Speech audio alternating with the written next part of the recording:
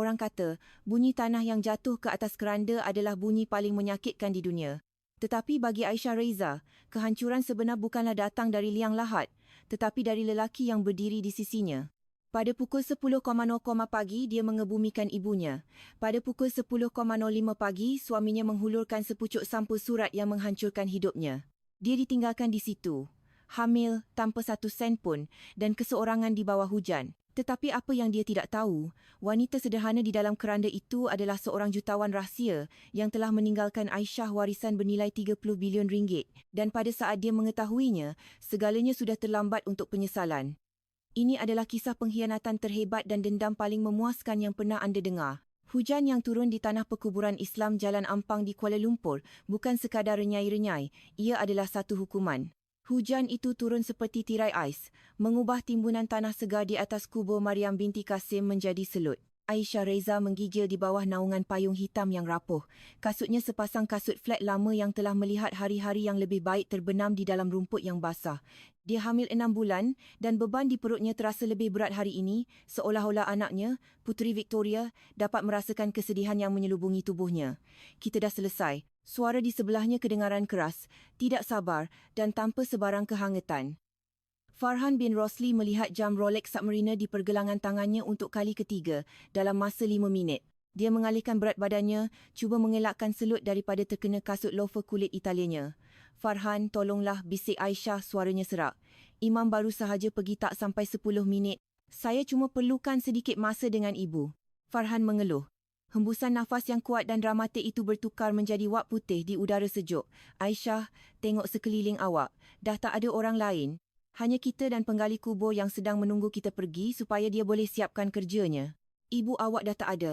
Menangis sampai dapat radang paru-paru pun takkan kembalikan dia.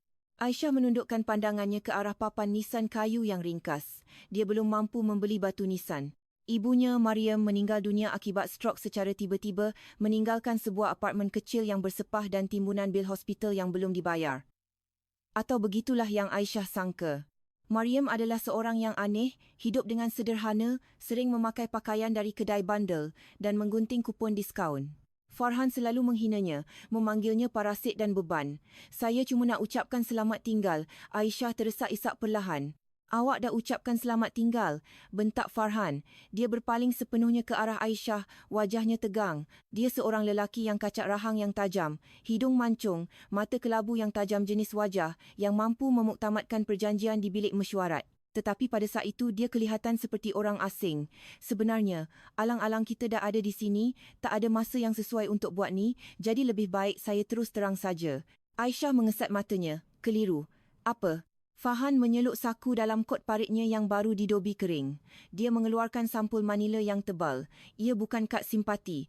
Dia meletakkannya di tangan Aisyah yang bebas. Apa ni? Tanya Aisyah, merasakan kertas yang lembap di bawah jari jemarinya.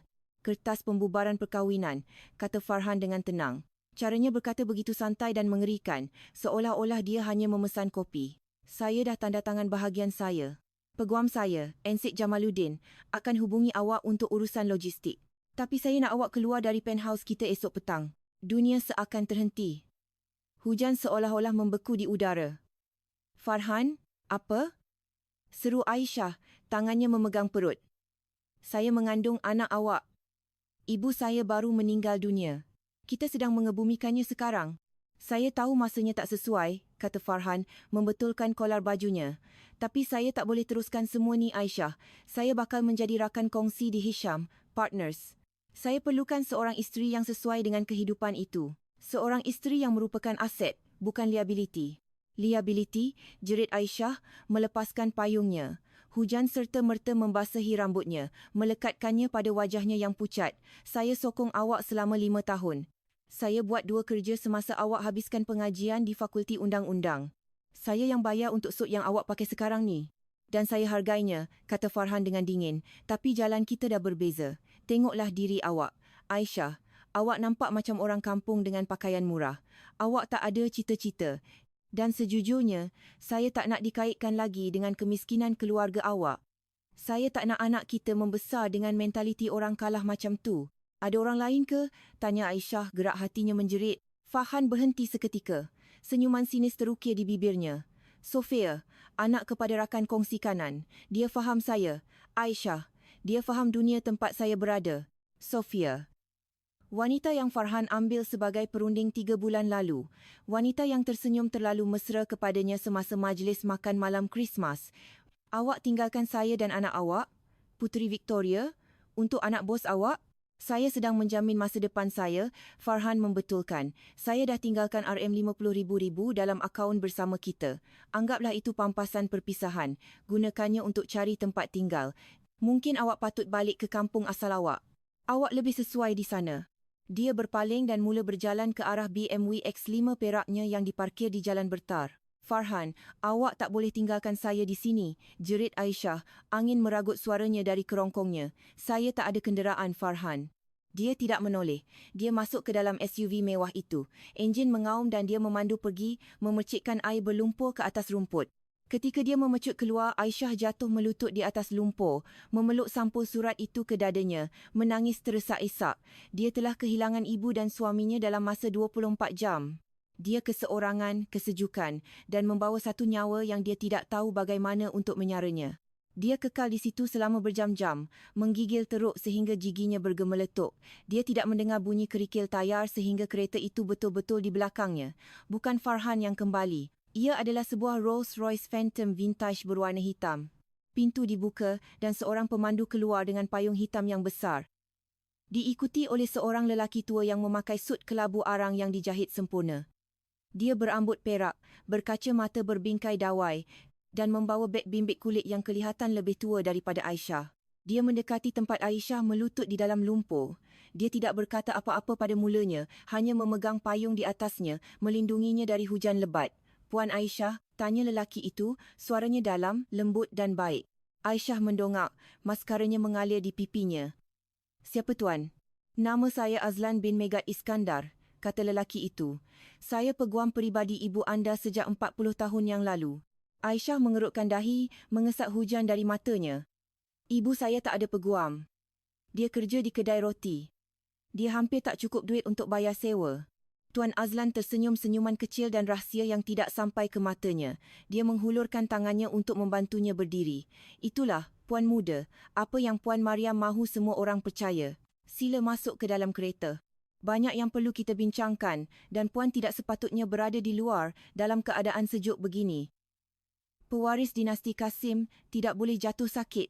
Bahagian dalam Rolls-Royce itu berbau kulit lama dan brandi mahal. Pemanas dihidupkan, menyelubungi Aisyah dengan selimut kehangatan yang membuatkan bulu romanya meremang. Dia duduk membongkok di tempat duduk belakang, dengan selimut bulu tebal di atas bahunya, ihsan daripada pemandu bernama Alfredo. Tuan Azlan duduk di hadapannya, membuka termos perak. Dia menuangkan teh panas ke dalam cawan dan menghulurkannya. Minumlah, arahnya dengan lembut. Kejutan adalah perkara bahaya bagi wanita dalam keadaan puan. Aisyah mengambil cawan itu, tangannya menggeletar. Tuan Azlan, saya tak faham. Adakah tuan tersilap orang? Ibu saya. Dia gunting kupon. Kami makan mi segera selama berminggu-minggu bila bil elektrik terlalu tinggi. Kenapa tuan? Ada Rolls-Royce. Tuan Azlan mengeluh memandang keluar tingkap ketika kereta itu meluncur perlahan menuju ke pusat bandar Kuala Lumpur. Mariam binti Kasim adalah seorang wanita yang sangat berdisiplin. Aisyah, adakah kamu tahu apa pekerjaan datuk kamu? Seorang petani. Di suatu tempat di Johor kan? Ya, Tuan Azlan mengangguk. Tetapi pada tahun 1994, dia mendapati tanahnya sesuai untuk sejenis tanaman yang sangat menguntungkan. Dan kemudian dia melaburkan wang itu dalam sebuah syarikat telekomunikasi kecil yang tiada siapa percaya. Mariam mewarisi semuanya ketika dia berumur 20 tahun. Aisyah merenungnya. Sebab ayah kamu, kata Tuan Azlan perlahan. Ayah kamu berkahwin dengan Mariam kerana wangnya. Dia membazirkan berjuta-juta dalam masa 3 tahun, menipunya dan hampir memufliskan harta itu sebelum dia meninggal dunia dalam kemalangan jalan raya. Mariam takut kamu akan membesar sepertinya atau kamu akan menarik lelaki yang hanya mahukan kekayaan kamu. Aisyah merasakan tekaknya tersekat. Dia teringat kata-kata Farhan. Saya tak nak dikaitkan lagi dengan kemiskinan keluarga awak. Dia mahu kamu mencari seorang lelaki yang akan mencintai kamu kerana diri kamu, Aisyah, bukan kerana nama keluarga Kasim. Dia mahu kamu belajar nilai RM1, nilai kerja keras, nilai kebaikan. Tuan Azlan berhenti seketika. Matanya sedikit mengecil di sebalik cermin matanya. Dia telah memerhatikan suami kamu dengan teliti. Dia tahu, bisik Aisyah. Dia tahu Farhan jahat. Dia upah penyiasat persendirian. 3 tahun lalu, dedah Tuan Azlan. Dia tahu tentang hutang judinya di kasino, dia tahu tentang cita-citanya dan dia mengesyaki kecurangan sebelum kamu tahu. Dia hanya menunggu kamu melihatnya sendiri. Aisyah melihat sampul surat berlumpur yang masih di tangannya. Saya dah nampak sekarang. Dia ceraikan saya di sebelah kubur ibu. Wajah Tuan Azlan menjadi gelap, kilatan kemarahan sebenar melintas di wajahnya. Dia buat apa? Dia tinggalkan saya, kata Aisyah. Suaranya kosong. Dia kata saya liability. Dia kata saya orang kampung yang miskin dan dia perlukan seseorang yang berstatus. Tuan Azlan memandangnya lama dan kemudian, secara mengejutkan, dia ketawa kecil, tawa yang singkat dan kering. Ia bukan tawa geli hati. Ia adalah tawa seorang jeneral yang baru sahaja mendapat rancangan pertempuran musuh. Status, ulang Tuan Azlan, menikmati perkataan itu seperti wain masam. Encik Farhan adalah rakan kongsi junior di sebuah firma guaman yang mengenakan bayaran mengikut jam. Dia fikir itu adalah status. Tuan Azlan meletakkan beg bimbitnya di atas ribanya dan membuka selak emas. Dia mengeluarkan dokumen tebal yang dijilid dengan baldu biru. Dia membukanya. Mariam binti Kasim mewariskan segalanya kepada kamu. Portfolio itu termasuk hak milik ladang-ladang di Johor, pegangan majoriti dalam sebuah syarikat farmaseutical di Zurich, hartanah di London, Tokyo dan New York serta dana amanah tunai. Aisyah merasa pening. Berapa? Berapa nilainya? Tuan Azlan memandangnya tepat di mata. Selepas cukai, penilaian semasa harta pusaka Kasim adalah lebih kurang 33 bilion ringgit. Cawan teh terlepas dari tangan Aisyah. Ia tidak pecah, tetapi cecair panas itu tumpah ke atas permaidani. Dia tidak dapat bernafas. 33 bilion ringgit. Tetapi Tuan Azlan mengangkat satu jari, ada satu syarat. Ibu kamu tahu hati kamu lembut? Aisyah. Dia bimbang jika kamu mewarisi wang ini semasa masih berkahwin dengan lelaki seperti Farhan. Dia akan memanipulasi kamu untuk menyerahkan kawalan kepadanya. Aisyah melihat kertas-kertas perceraian di ribanya. Farhan baru sahaja menyerahkan kunci kepada kekayaan. Dengan menceraikannya, dia telah memenuhi syarat itu. Dia melakukannya sendiri, bisik Aisyah. Tepat sekali, kata Tuan Azlan. Secara teknikal, kerana dia yang memfailkan kertas-kertas itu sebelum kamu menerima warisan. Dan memandangkan di Malaysia rejim lalai adalah harta sepencarian, warisan biasanya dianggap harta eksklusif, terutamanya dengan struktur amanah ini. Dia berhak mendapat sifar sen dari wang ini. Tuan Azlan mencondongkan badannya ke hadapan. Walau bagaimanapun, tiada siapa yang tahu perkara ini. Di mata dunia, Mariam binti Kasim meninggal dunia dalam kemiskinan. Bagi Farhan, kamu adalah seorang ibu tunggal yang tidak berduit. Jika kita mengumumkan penerimaan warisan ini secara terbuka, dia mungkin cuba menentang perceraian, mendakwa dia mahu kamu kembali hanya untuk mendapatkan penyelesaian. Air mata Aisyah telah kering. Sebaliknya, bara yang sejuk dan keras mula menyala di dadanya. Dia teringat Farhan yang pergi. Dia teringat Farhan memanggilnya liability. Dia teringat Sofia, wanita yang menggantikan tempatnya. Dia mahukan perceraian, kata Aisyah. Suaranya bergetar. Tetapi kali ini kerana marah, bukan sedih. Saya akan berikan dia perceraian itu. Tapi saya tak nak dia tahu tentang wang ini. Belum lagi. Tuan Azlan tersenyum dan kali ini ia adalah senyuman pemangsa. Saya harap kamu akan berkata begitu. Kesenyapan adalah senjata terhebat kita, tetapi kamu perlukan tempat tinggal. Penthouse itu atas namanya. Ya, biarkan dia simpan. Saya pasti ada gadai janji. Yang besar, dia taksub dengan penampilan. Bagus. Tuan Azlan menunjuk kepada sekeping kertas dalam fail. Saya cadangkan kita pindahkan kamu ke estet keluarga. Ia bukan di bandar. Ia di Damansara Heights. Damansara Heights, tanya Aisyah. Tempat tinggal jutawan. Kamu ada sebuah banglo di Damansara Heights, Tuan Azlan membetulkan. Ia telah kosong selama 10 tahun, diselenggara oleh kaki tangan, menunggu kamu. Tapi pertama sekali, Tuan Azlan melihat pakaian Aisyah yang berlumpur, kasutnya yang lusuh, rambutnya yang kusut. Jika kita mahu berperang, Puan Aisyah atau patut saya katakan, Cik Aisyah, kita perlu mempersenjatai kamu. Farhan bin Rosli telah menghancurkan Aisyah Reza, tetapi dia belum bertemu dengan wanita yang akan menggantikan tempatnya. Tuan Azlan mengangkat telefon di dalam kereta. Alfredo, bawa kita ke Mandarin Oriental dan hubungi pembeli peribadi di pavilion. Kita perlukan satu almari pakaian penuh dihantar ke suite presiden. Pakaian mengandung, tetapi garang. Aisyah mengusap perutnya. Dia kata dia mahukan masa depan. Bisiknya kepada hujan yang meluncur di tingkap. Saya akan beli masa depannya. 3 hari selepas pengebumian, Aisyah melangkah masuk ke pejabat berkaca dan berkilat Hisham, partners di KLCC. Dia memakai kardigan kelabu yang sedikit besar, seluar jeans pudar dan kasut sukan. Dia kelihatan sama seperti yang Farhan mahu lihat, kalah, miskin dan tidak bernilai. Penyambut tetamu, seorang wanita muda dengan highlight rambut yang sempurna, memandangnya dengan penghinaan yang hampir tidak dapat disembunyikan. Penghantaran di pintu masuk servis di belakang. "Saya di sini untuk berjumpa Farhan bin Rosli," kata Aisyah perlahan, memegang beg tangannya. "Saya isteri dia." Penyambut tetamu itu terkejut, memandang pakaian Aisyah dari atas ke bawah. "Ah, isteri. Baiklah. Dia ada di bilik persidangan B. Katanya suruh masuk saja. Dia sedang tergesa-gesa."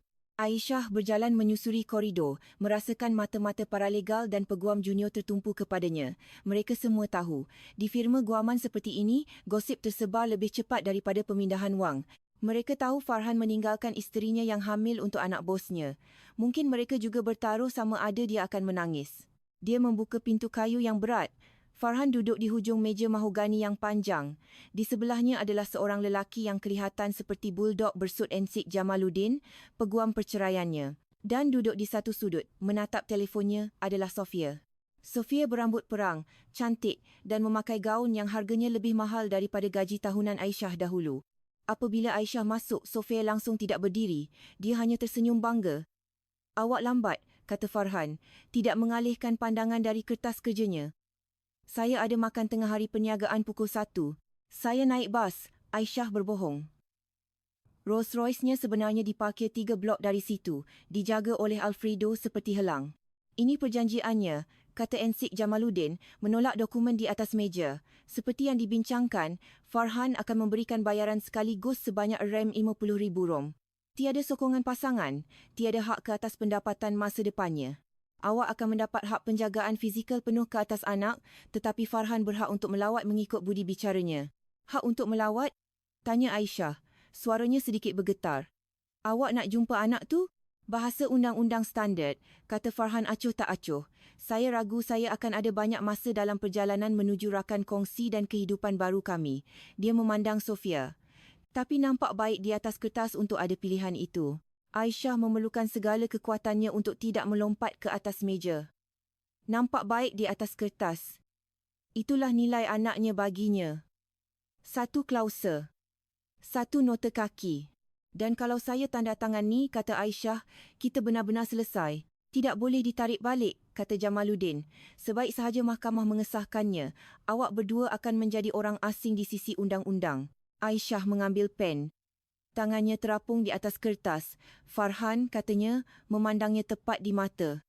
"Awak pasti, bila saya tanda tangan ni, tak ada jalan kembali, tak kira apa pun yang berlaku." Farhan ketawa, bunyinya dingin dan menghina.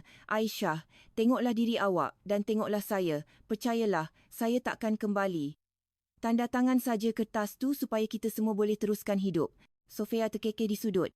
"Sebaiknya sebelum tempahan makan tengah hari saya, ya." Aisyah menurunkan pen. Dia menulis namanya. "Aisyah Reza binti Kasim." Dia menolak kertas itu kembali. "Saya akan gunakan nama keluarga saya," katanya perlahan. "Saya tak nak nama awak lagi." "Saya tak kisah." Farhan mengambil kertas-kertas itu, melihat tanda tangannya. "Jamaluddin, failkan ini segera." "Aisyah, teksi awak dah dalam perjalanan. Semoga berjaya dengan apa saja yang awak buat." Dia berdiri, menawarkan lengannya kepada Sofia dan keluar dari bilik tanpa menoleh. Dia tidak bertanya bagaimana keadaan bayi itu. Dia tidak bertanya di mana dia tidur. Dia hanya berjalan pergi menuju masa depannya yang cerah dan berkilat. Aisyah menunggu sehingga dia mendengar bunyi pintu ditutup. Kemudian dia berdiri, membetulkan kardigannya. Posturnya berubah. Punggungnya yang membongkok sebelum ini hilang, digantikan dengan tulang belakang yang diperbuat daripada keluli. Dia keluar dari bangunan itu, tidak mengendahkan penyambut tetamu. Dia berjalan 3 blok ke arah Rolls Royce yang menunggu. Alfredo membukakan pintu. Di dalamnya, Tuan Azlan sedang menunggu dengan segelas champagne. "Dah selesai?" tanyanya. "Dah selesai," kata Aisyah, suaranya sedingin ais. "Dia fikir saya pengemis. Dia fikir dia menang." Tuan Azlan mengangkat gelasnya ke arahnya. "Musuh yang paling berbahaya, Puan Muda, adalah musuh yang kamu sangka sudah mati. Sekarang, mari kita pulang." Kereta itu meninggalkan bandar, menuju ke kawasan perumahan eksklusif Damansara Heights. Mereka melepasi pagar besi dan emas, jalan masuk yang diteduhi oleh pokok-pokok cedar yang besar. Akhirnya, mereka membelok ke jalan masuk yang kelihatan berlanjutan beberapa kilometer. Estate Kasim bukan sekadar rumah, ia adalah sebuah santuari. Kubu moden yang diperbuat daripada kaca, batu dan kayu yang menghadap ke taman-taman yang terawat rapi.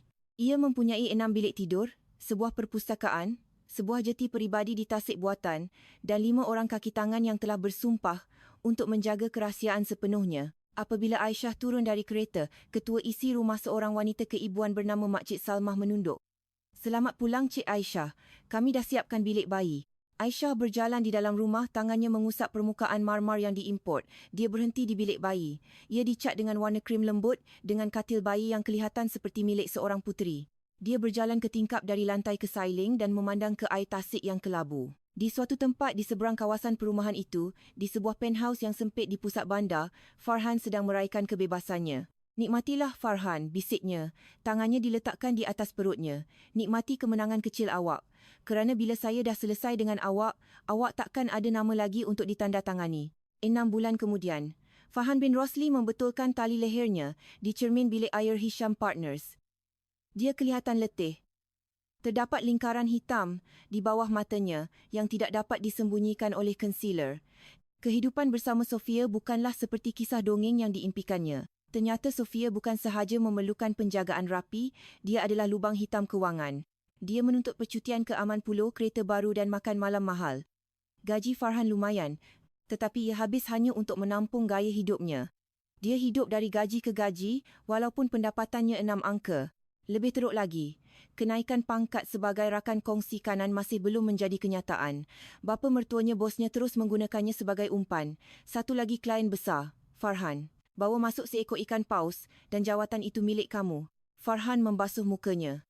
Dia perlukan satu kemenangan. Dia perlukan satu keajaiban. Dia kembali ke mejanya, di mana pembantunya, seorang pemuda gugup bernama Hairul, sedang menunggu. "Encik Farhan," kata Hairul dengan terketar-ketar, "ada panggilan untuk Encik di talian 1, dari kumpulan Aurelius." Farhan kaku. Kumpulan Aurelius adalah sebuah legenda dalam dunia pelaburan. Sebuah firma ekuiti swasta yang berpusat di Zurich yang muncul secara tiba-tiba 6 bulan lalu. Mereka membeli aset-aset bermasalah, syarikat permulaan teknologi dan hartanah di seluruh negara. Tiada siapa yang tahu siapa CEO-nya. Mereka hanya tahu bahawa poket Aurelius lebih dalam daripada bank negara. Farhan mengangkat telefon. Farhan bin Rosli bercakap. "Encik Farhan," jawab satu suara yang jelas dengan sedikit lohat asing. "Saya Tuan Azlan, saya mewakili kumpulan Aurelius." Jantung Farhan berdegup kencang. "Tuan Azlan, saya pernah dengar tentang Tuan. Apa yang boleh saya bantu?" "Kami sedang mencari peguam tempatan di Kuala Lumpur," kata Tuan Azlan dengan lembut. "Kami merancang pengambilalihan secara paksa sebuah syarikat logistik dan kami perlukan peguam yang agresif. Seseorang yang tidak takut untuk mengotorkan tangannya." "Nama Tuan yang muncul?" Farhan mendabik dada. "Saya orangnya, Tuan Azlan. Agresif adalah nama tengah saya." "Bagus. Walau bagaimanapun, kumpulan Aurelius amat mementingkan privasi. Tuan akan melaporkan terus kepada saya. Tuan tidak akan pernah bertemu dengan lembaga pengarah dan Tuan akan mengutamakan kes kami melebihi semua klien lain. Sebagai balasan, kami bersedia membayar Tuan yuran penahan sebanyak 2,500 juta ringgit sebulan, tidak termasuk bil jam." 2,500 juta ringgit. Itu lebih daripada gaji pokoknya. Cukup untuk membayar kad kreditnya, membeli rantai berlian yang Sofia mahukan dan akhirnya mendapatkan jawatan rakan kongsi. "Saya terima," kata Farhan, "hampir terlalu cepat. Bila kita mula?" "Serta-merta," kata Tuan Azlan. "Saya akan hantar fail-failnya sekarang. Jangan kecewakan kami." Encik Farhan, Presiden Aurelius, tidak mengenal belas kasihan. Farhan meletakkan telefon dan menumbuk udara. Ya. Dia tidak tahu bahawa 5 kilometer jauhnya, di sebuah bilik bacaan yang cerah di Estate Kasim, Tuan Azlan meletakkan telefon dan memandang wanita yang duduk di kerusi kulit bersandar tinggi. Aisyah tidak lagi kelihatan seperti wanita di tanah perkuburan. Berat badan selepas mengandung telah hilang, digantikan dengan bentuk badan yang langsing dan atletik yang dibentuk oleh seorang jurulatih peribadi. Rambutnya, yang dahulunya berwarna perang kusam, kini berwarna coklat gelap yang kaya dan berkilat, dipotong dengan gaya bob asimetri yang tajam yang menyelahkan kuasa. Dia memakai sut putih bersih yang harganya lebih mahal daripada kereta Farhan. Di lengannya, dia memegang seorang bayi perempuan berusia 3 bulan dengan mata biru yang cerah. Puteri Victoria. Dia makan umpan? Tanya Aisyah, mengayunkan Victoria perlahan-lahan. Termasuk joran dan tali pancing, kata Tuan Azlan, menuangkan segelas brandy de Jerez. Dia langsung tak baca terma kontrak yang saya hantar. Dia terdesak untuk dapatkan wang. Bagus, kata Aisyah. Dia berjalan ke meja dan melihat fail berlabel Projek Icarus. Apa tugasan pertama? Syarikat logistik itu, kata Tuan Azlan. Secara teknikalnya, ia adalah konflik kepentingan. Syarikat logistik itu dimiliki oleh salah seorang klien paling lama firma guaman bapa mertua awak. Jika dia mengambil kes ini untuk membantu kita mengambil alihnya, dia mengkhianati bosnya sendiri. Aisyah tersenyum. Senyuman yang dingin, tajam seperti berlian. Dia kata dia mahukan isteri yang merupakan aset. Saya akan jadikan dia liability terbesar yang pernah dilihat oleh firma guamannya. Biar dia ambil kes itu. Biar dia musnahkan reputasinya untuk menggembirakan kita. Dan apabila dia telah membakar semua jambatannya, Tuan Azlan menghabiskan, kita akan potong talinya. Aisyah memandang Puteri Victoria. Bayi itu tersenyum, mencapai rantai emas ibunya. Dia tinggalkan kita dalam lumpur, Vicky, bisik Aisyah kepada bayi itu. Sekarang kita akan kuburkan dia dalam emas. Perangkap telah dipasang. Selama 3 bulan berikutnya, Farhan bin Rosli bekerja seperti orang gila. Dia terlepas makan malam dengan Sophia.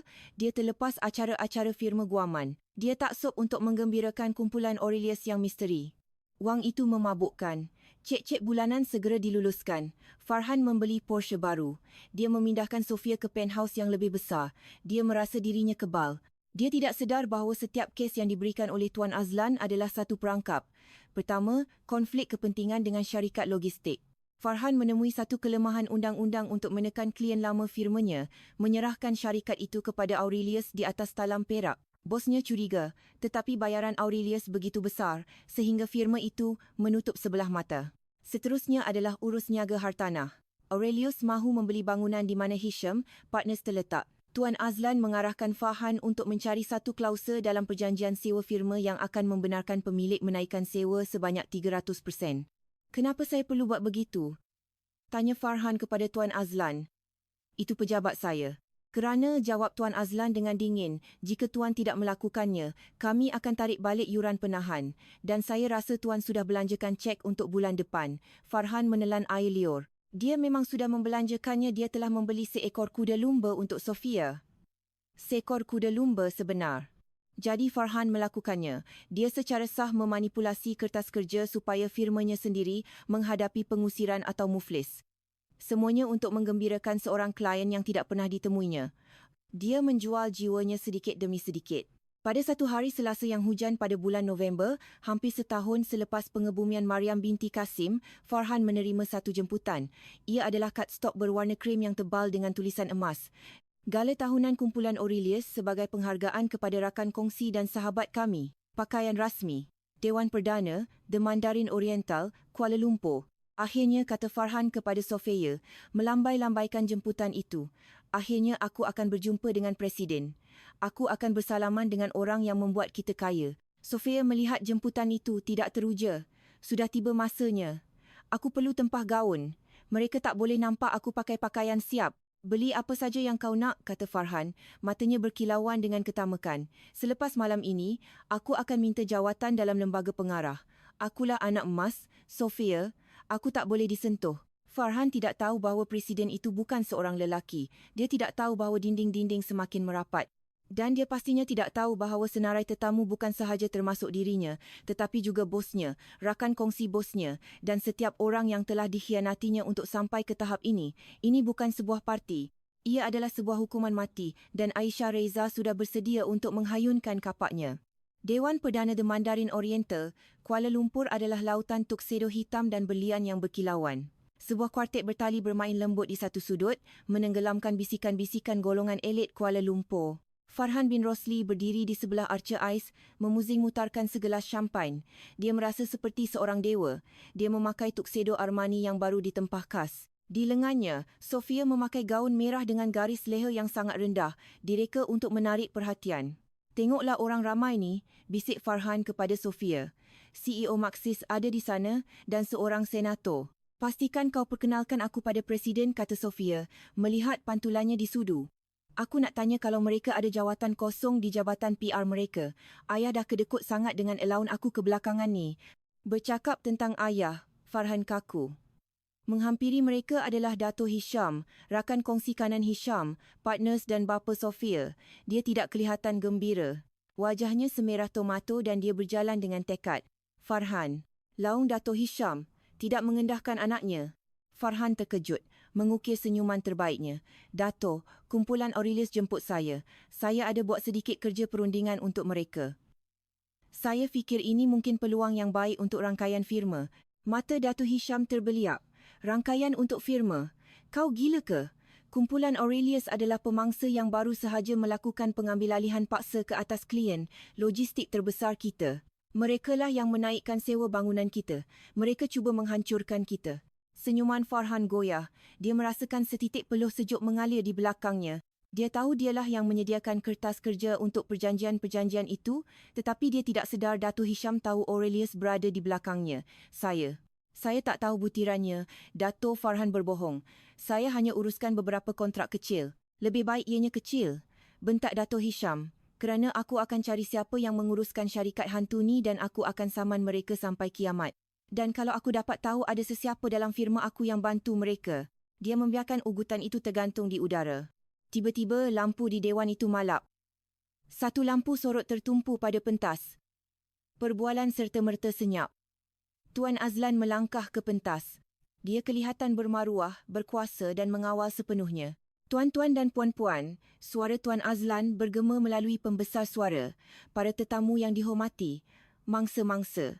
Gelombang tawa gugup melanda orang ramai. Malam ini, Tuan Azlan menyambung, adalah malam pendedahan. Selama setahun yang lalu, kumpulan Aurelius telah bergerak dalam bayang-bayang. Kami telah memperoleh aset, membetulkan ketidakcekapan pasaran dan menguji sahsiah. Tuan Azlan memandang ke sekeliling dewan. Matanya seolah-olah tertumpu pada Farhan untuk seketika. Ramai di antara anda tertanya-tanya siapa di sebalik kumpulan Aurelius. Ada kabar angin. Seorang putera asing. Sebuah algoritma teknologi. Sebuah lembaga pengarah tanpa wajah. Farhan mencondongkan badannya ke hadapan, jantungnya berdegup kencang. Ini dia. Hakikatnya, kata Tuan Azlan, melangkah ke tepi, kumpulan Aurelius diasaskan atas satu prinsip tunggal. Kuasa sebenar tidak mengaum. Ia menunggu. Sila berikan tepukan gemuruh untuk Presiden dan pemilik tunggal kumpulan Aurelius, Cik Aisyah Kasim.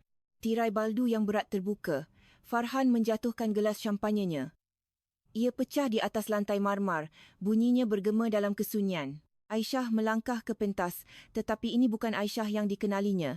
Ini bukan wanita berpakaian berlumpur di pengebumian. Ini bukan tikus kecil yang meminta maaf atas kewujudannya. Wanita ini adalah seorang dewi. Dia memakai gaun baldu biru gelap yang panjang yang memeluk setiap lekuk tubuhnya, berkilauan di bawah cahaya seperti air dalam. Di lehernya terdapat rantai berlian yang begitu besar sehingga kelihatan berat. Rambut gelapnya disanggul rapi. Solekan wajahnya sempurna, menonjolkan mata yang menyala dengan kecerdasan yang dingin dan menakutkan. Dia berjalan ke mikrofon. Dia tidak kelihatan gementar. Dia kelihatan bosan. Aisyah, bisik Farhan, bilik itu berpusing. Itu, Aisyah. Siapa? Tanya Sofia, memandang ke pentas dengan cemburu. Kau kenal jutawan tu?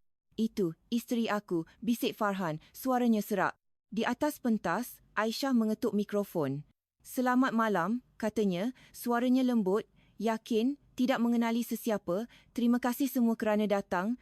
Setahun yang lalu, saya berada di tanah perkuburan, di bawah hujan, tanpa apa-apa kecuali sampul surat dan hati yang hancur.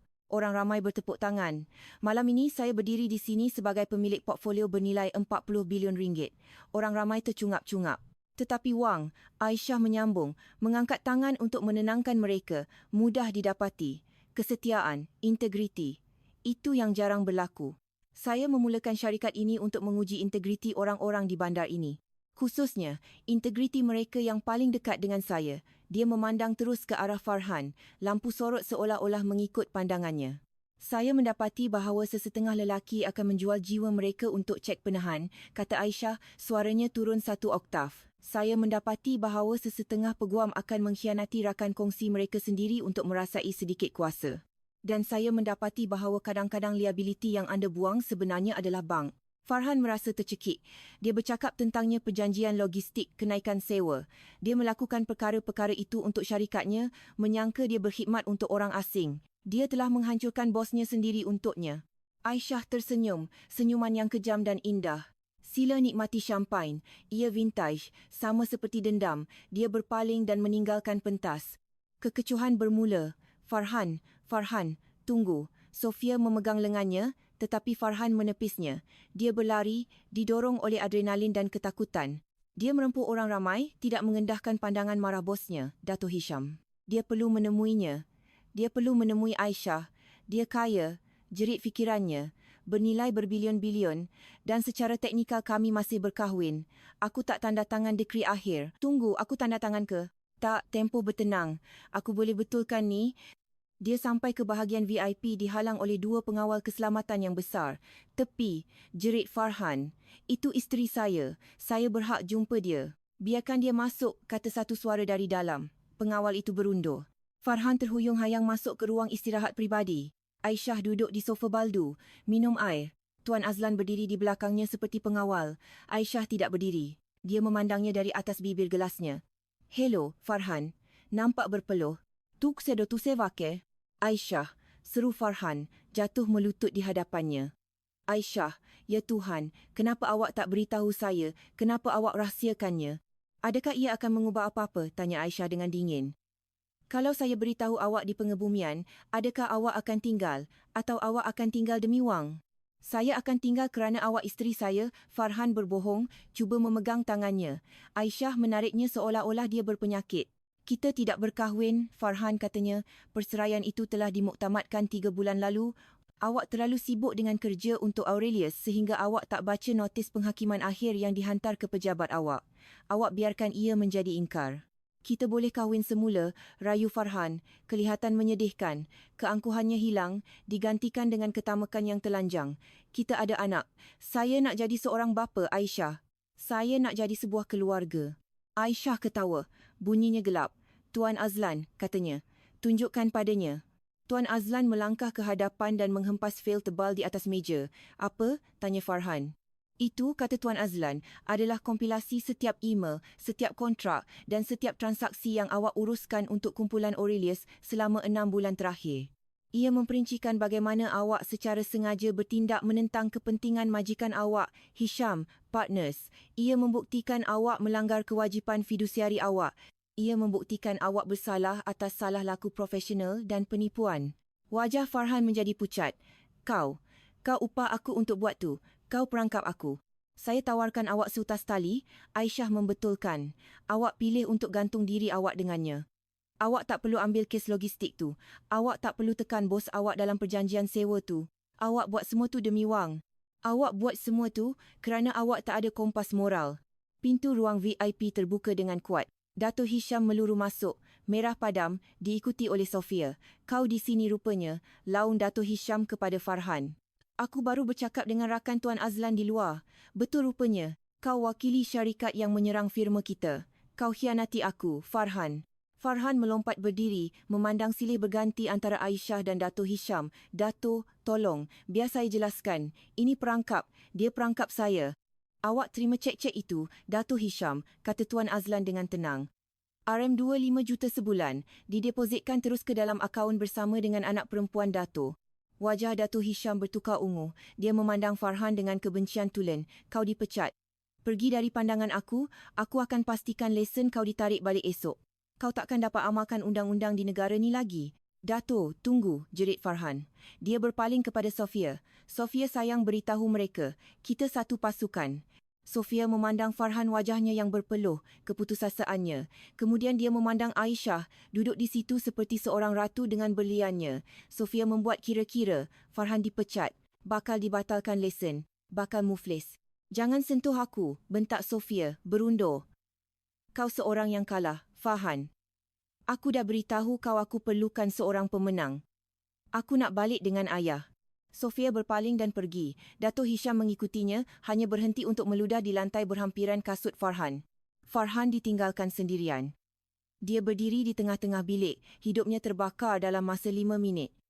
Dia kehilangan pekerjaan, kerjaya, teman wanita, dan statusnya. Dia perlahan-lahan berpaling ke arah Aisyah. Awak musnahkan saya, bisiknya. Awak rancang semua ni, awak jahat. Saya tak musnahkan awak. Farhan, kata Aisyah, akhirnya berdiri. Dia lebih tinggi daripadanya dengan kasut tumit tingginya.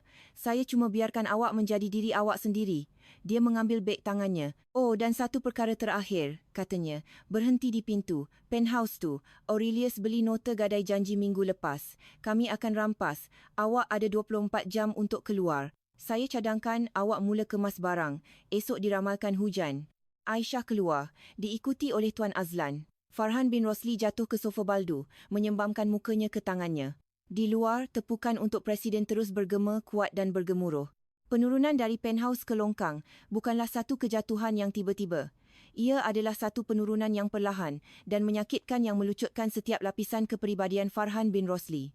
Ia bermula pada pagi selepas gala. Notis rampasan di pintu penthouse berwarna oranye neon, satu jeritan nyaring pada kayu mahogani yang mahal.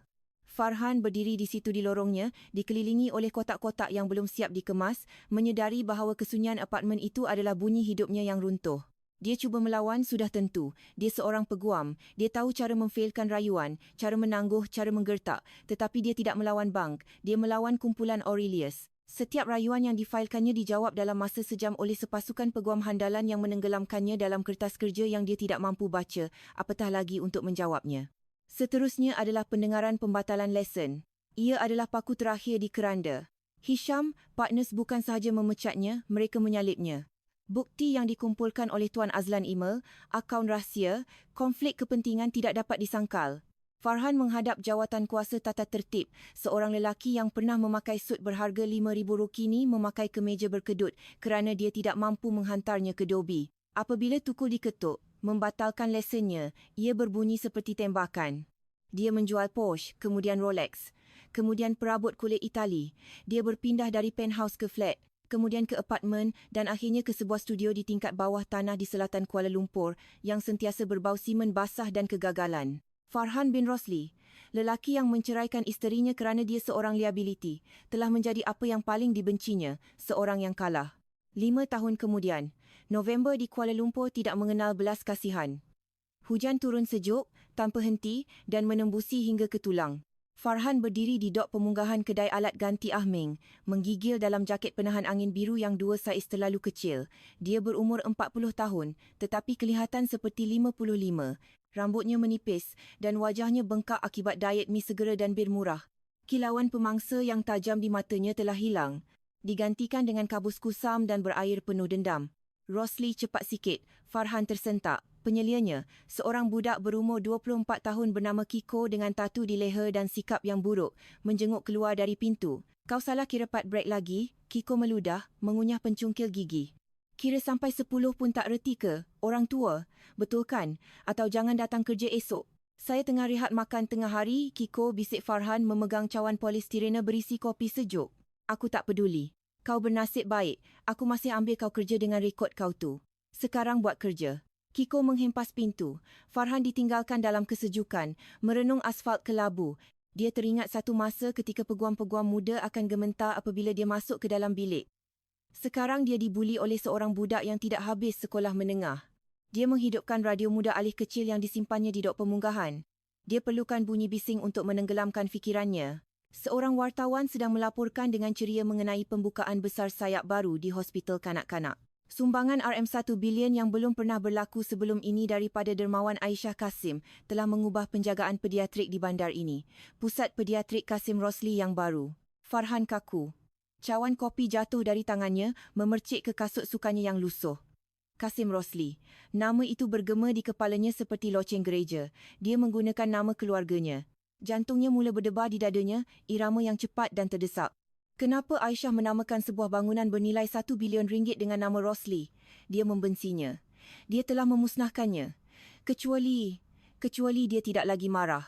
Harapan adalah perkara yang berbahaya bagi orang yang terdesak. Dalam fikiran Farhan yang kelaparan kasih sayang dan status, logik menjadi herot. Dah 5 tahun, fikirnya.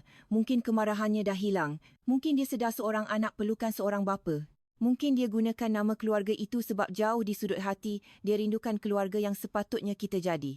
Dia melihat tangannya yang kotor dengan grease. Dia gunakan nama keluarga itu, bisiknya. Dia tidak berfikir. Dia tidak merancang. Dia hanya bertindak. Dia menanggalkan jaket penahan angin biru dan membuangnya ke dalam tong sampah. Dia berjalan keluar dari dok pemunggahan, tidak mengendahkan jeritan Kiko dari tingkap pejabat. Dia perlu ke hospital. Farhan tidak mempunyai kereta dan tiada wang untuk Grab. Dia menaiki 2 buah bas, duduk di belakang, berhimpit di antara seorang remaja dengan boombox dan seorang wanita dengan beg plastik basah. Farhan melihat pantulannya di tingkap yang gelap. Dia cuba merapikan rambutnya dengan air liur. Dia mengancing kemeja polyester murahnya hingga ke leher, cuba kelihatan dihormati. Aku nampak selekeh, dia mengaku pada dirinya sendiri. Tapi Aisyah akan faham. Dia tahu bagaimana rasanya tidak mempunyai apa-apa. Dia juga pernah miskin. Dia akan nampak aku dah bayar dosa aku. Apabila dia sampai di hospital, hujan semakin lebat. Pemandangannya mempesonakan. Lampu sorot besar menyapu langit. Sebuah kemah putih menutupi pemaidani merah yang menuju ke pintu masuk kaca berkilat sayap baru. Barisan limosin dan SUV hitam menunggu di tepi jalan. Lampu belakang mereka berkilauan merah dalam kabus. Farhan berdiri di kaki 5 menggigil. Dia basah kuyup. Air melekatkan kemeja nipisnya pada kulitnya, membuatnya kelihatan kurus kering. Dia menyelit di antara orang ramai yang ingin tahu yang berkumpul di belakang tali baldu. Dia melihat wajah-wajah yang dikenalinya dari kehidupan lamanya hakim, CEO, sosialit. Mereka hanya melepasinya tanpa memandang. Mata mereka meluncur melewatinya seolah-olah dia adalah sebahagian daripada pemandangan, seorang lagi pengemis di bandar. Tuan-tuan dan puan-puan, satu suara bergema melalui pembesar suara. Sila berikan tepukan gemuruh untuk dermawan pusat baru ini, Cik Aisyah Kasim. Orang ramai bertepuk tangan. Pintu limosin utama terbuka. Farhan menahan nafasnya. Aisyah melangkah keluar. Masa bukan sahaja baik kepadanya, ia memujanya. Dia memakai kot parit berwarna krim yang ditempah khas, diikat di pinggangnya untuk menonjolkan siluet yang anggun dan berkuasa. Rambutnya dilepaskan, jatuh dalam ombak gelap yang lembut di bahunya. Dia memancarkan kuasa yang tenang dan tidak dapat dicapai. Tetapi dia tidak bersendirian. Dia memegang tangan seorang gadis kecil. Farhan merasakan nafasnya tersekat. Gadis itu berumur 5 tahun. Dia mempunyai rambut perang kerinting yang melantun ketika dia berjalan dan mata biru yang cerah dan ingin tahu. Dia memakai kot biru laut dengan butang emas yang berkilat. Dia kelihatan seperti seorang malaikat, Puteri Victoria. Lutut Farhan menjadi lemah. Itulah anaknya. Anak yang dipanggilnya liability. Anak yang dia enggan lawati. Dia berada di situ, hanya 15 meter jauhnya. Aisyah, jerit Farhan. Suaranya serak, pecah akibat usaha. Hujan menelan bunyinya. Aisyah sedang tersenyum kepada jurugambar, membimbing Victoria ke podium. Aisyah, ini Farhan. Dia meluru ke hadapan, merunduk di bawah tali baldu, tersadung di permaidani merah. Hoi, balik. Seorang pengawal keselamatan, seorang lelaki besar dengan fon telinga, bergerak dengan kepantasan yang menakutkan. Dia memegang bahu Farhan dan menolaknya ke belakang. Lepaskan aku, jerit Farhan, bergelut dengan cengkaman pengawal itu. Itu isteri aku, itu anak aku.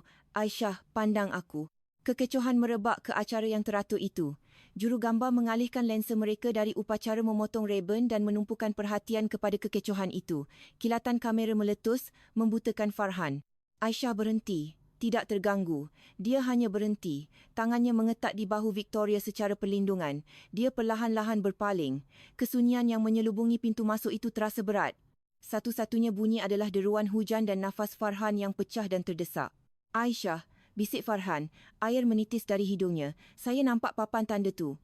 Kasim Rosli, awak gunakan nama keluarga saya. Aisyah memandangnya. Ekspresinya tidak dapat dibaca, bukan marah, bukan sedih. Ia adalah ekspresi sopan dan jauh yang mungkin diberikan seseorang kepada orang asing yang tiba-tiba menyampuk dalam perbualan makan malam. Dia melangkah beberapa langkah ke hadapan dengan Victoria. Tuan Azlan, setia seperti biasa, berdiri di sisinya, memegang payung hitam besar di atas mereka. Saya tidak gunakan nama keluarga itu untuk awak, Farhan, kata Aisyah perlahan. Suaranya tenang, mudah didengari dalam udara yang senyap. Saya gunakannya kerana ia miliknya. Dia memandang ke arah Victoria. Dia seorang Rosli. Itu hak kelahirannya. Awak berikan dia nama keluarga itu. Dan kemudian awak tak berikan apa-apa lagi. Bolehkah saya ubah semua tu, rayu Farhan, menghulurkan tangan yang menggeletar. Saya dah berubah, Aisyah. Tengoklah saya. Saya dah hilang segalanya. Saya kerja di kedai alat ganti. Saya tinggal di tingkat bawah tanah. Saya dah bayar dosa saya. Tolonglah, biar saya jumpa dia. Biar saya jadi seorang bapa. Victoria bersembunyi di belakang kot Aisyah, mengintai lelaki yang basah dan menjerit itu. Ibu, siapa dia? Tanyanya, suaranya kecil dan takut. Jantung Farhan seakan berhenti. Beritahu dia, doanya. Beritahu dia aku ayahnya. Beritahu dia aku minta maaf. Aisyah melutut di atas permaidani merah, tidak menghiraukan kebasahan pada kot mahalnya. Dia tidak memandang Farhan. Dia hanya memandang anaknya. Dia menyapu sehelai rambut kerinting dari dahinya dengan tangan yang lembut. Ingat tak ibu pernah beritahu kamu kadang-kadang orang buat pilihan yang salah? Tanya Aisyah kepada anaknya. Victoria mengangguk. Dan ingat tak ibu pernah beritahu kamu kadang-kadang kita kena lepaskan perkara yang menyakitkan kita, supaya kita ada ruang untuk perkara yang menggembirakan kita. Ya ibu. Aisyah berdiri. Dia memandang Farhan buat kali terakhir. Matanya jernih, kering dan muktamad. Tiada lagi kemarahan yang tinggal di dalamnya. Hanya sikap acuh tak acuh yang luas dan kosong. Lelaki itu, kata Aisyah kepada anaknya, hanyalah hantu dari kisah lama. Kita tidak kenal dia. Farhan merasakan jiwanya hancur. Kita tidak kenal dia. Tuan Azlan, kata Aisyah, berpaling. Mari kita masuk. Sejuk di luar ni. Aisyah, jangan, jerit Farhan. Pengawal keselamatan itu menolaknya dengan kuat. Farhan terhuyung hayang, kakinya tergelincir di atas simen basah. Dia jatuh ke atas konkrit, telapak tangannya tercalar, dia mendongak dari lantai. Pintu kaca pusat pediatrik Kasim Rosli sedang terbuka. Cahaya yang hangat dan keemasan memancar keluar, menerangi hujan seperti rumah api dari syurga yang dilarang masukinya. Dia melihat Aisyah dan Victoria melangkah masuk ke dalam cahaya. Victoria tidak menoleh. Pintu tertutup. Orang ramai mula bersurai, tidak selesa dengan adegan yang mereka saksikan. Para paparazi melihat gambar mereka, menyedari lelaki gila itu tidak layak menjadi berita utama, dan pergi. Farhan ditinggalkan di atas lantai. Air membasahi seluarnya. Dia kesejukan, sejuk hingga ke tulang. Dia menggigil teruk sehingga giginya bergemeletup. Dia mengharapkan kemarahan. Dia boleh melawan kemarahan. Kemarahan bermakna dia masih penting. Tetapi sikap acuh tak acuh pemadaman dari naratif anaknya sendiri itu adalah luka yang tidak akan pernah sembuh. Dia mendengar bunyi tapak kasut berkilat di atas simen. Dia mendongak. Berdiri di atasnya adalah Tuan Azlan. Peguam tua itu memandangnya dengan pandangan yang bukan kejam, tetapi tanpa belas kasihan. Ia adalah pandangan seseorang yang sedang mengimbangi akaun. Tuan Azlan. Dia namakan bangunan itu dengan nama keluarga saya, bisik Farhan meracau. Sampai ke akhirnya. Dia menamakannya untuk anak yang dibesarkannya seorang diri, Tuan Azlan membetulkan. Awak hanyalah satu keperluan biologi. Satu transaksi. Tuan Azlan menyeluk saku jaketnya, mengeluarkan dompet kulit. Farhan memerhatikannya. Dia akan tawarkan cek. Satu penyelesaian. Beberapa ribu untuk buat aku pergi. Tuan Azlan mengeluarkan sekeping wang kertas. Dia membongkok dan memasukkannya ke dalam poket kemeja Farhan yang basah dan kotor. Apa? Bisik Farhan. RM50, kata Tuan Azlan. Untuk teksi. Cik Aisyah ada sebut dia teringat hari awak tinggalkan dia di tanah perkuburan. Awak tinggalkan dia RM50,000 untuk mulakan hidup baru. Memandangkan sekarang awak bernilai lebih kurang 1/1000 daripada lelaki yang awak pernah jadi, matematikanya nampak sesuai. Tuan Azlan membetulkan kodnya. Jangan kembali lagi, Ensik Rosli. Lain kali, pengawal keselamatan tidak akan sebaik ini. Tuan Azlan berpaling dan berjalan ke arah pintu masuk hospital. Payungnya melindunginya dari ribut. Farhan duduk sendirian dalam hujan.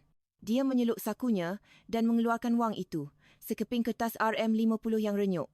Dia memandang bangunan kaca yang menjulang tinggi, berkilauan dengan kehangatan dan kehidupan. Dia memandang nama Kasim Rosli yang terukir dalam keluli di atas pintu. Ia adalah sebuah monumen kepada keluarga yang diciptakannya dan keluarga yang dibuangnya demi kenaikan pangkat yang tidak pernah tiba. Dia cuba berdiri tetapi kakinya terasa berat. Dia sangat sejuk. Sejuk yang luar biasa. Farhan ketawa. Bunyinya pecah dan serak yang kemudian bertukar menjadi tangisan. Dia membongkok di atas simen basah, memeluk wang RM50 itu ke dadanya ketika hujan Kuala Lumpur turun mencurah-curah ke atasnya, membersihkan jalanan dari kotoran dan sampah. Dan itulah kebenaran karma yang tragis dan memuaskan. Farhan menyangka dia boleh membuang seseorang seperti sampah kerana dia tidak sesuai dengan estetikanya, hanya untuk mendapati bahawa orang itu memegang kunci kepada kerajaan yang sangat ingin dimasukinya. Dia menghabiskan hidupnya mengejar emas, hanya untuk dibiarkan menggigil kesejukan dalam lumpur, memegang sekeping kertas basah, sementara dunia yang pernah diingininya menyala terang di sebalik kaca, selama-lamanya di luar jangkauannya.